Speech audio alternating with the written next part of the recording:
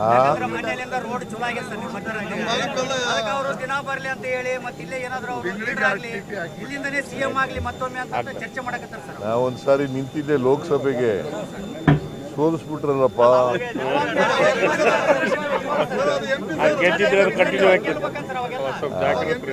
ಆದರೂ ಕೊಪ್ಪಳದ ಜನ ನಾನು ಮೈಸೂರಿಂದ ಇಲ್ಲಿ ಬಂದು ನಿಂತಿದ್ದೆಲ್ಲ ಆಶೀರ್ವಾದ ಮಾಡಿದ್ದಾರೆ.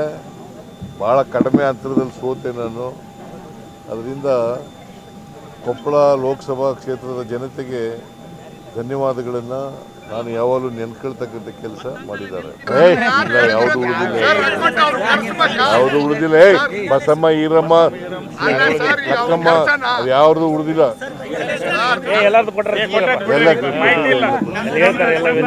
ಯಾವ ತಪ್ಪು ಇರೋ ಮಾಹಿತಿ ಯಾರು ಕೊಡು ನನಗೆ ಲಿಸ್ಟ್ ಕೊಡಯ್ಯ ನನಗೆ.